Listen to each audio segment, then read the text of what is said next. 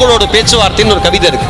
எறும்புகளோடு பேச்சுவார்த்தை, இந்த கவிதை மறக்காம எல்லாரும் படிங்க. அவ்வளவு அற்புதமான கவிதை, செருப்பு கொண்டு அடிச்ச மாதிரி இருக்கும் நமக்கெல்லாம். கவிஞர் எறும்புகிட்ட பேசுவார். எறும்புகளே எறும்புகளே, உயிர் துளிகளின் ஊர்வலங்களே, உலகின் மிகச்சிறிய பூச்சியினமே, உலகின் மிகப்பெரிய ஆச்சரியமே, உங்களோடு சிறிது நேரம் பேச வேண்டும், செவி சாய்ப்பீரா? எறும்பிட்ட பேசணும்னு கேட்கிறார். அதுக்கு எறும்பு பதில் சொல்லுது, நின்று பேசி நேரம் கழிக்க நாங்கள் ஒன்றும் மனிதர்கள் இல்லை.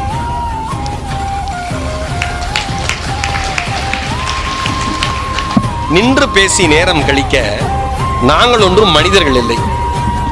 எது பேசுவதாக இருந்தாலும் எம்மோடு ஊர்ந்து வாருங்கள், பேசி செல்லலாம். இதை படிச்சதுக்கு அப்புறம் எறும்பெல்லாம் பார்த்தா கையெடுத்து கும்பிடுறேன். இந்த எறும்பு சாக்பீஸ் வச்சு போடுறதே இல்லை. ஐயோ, நீ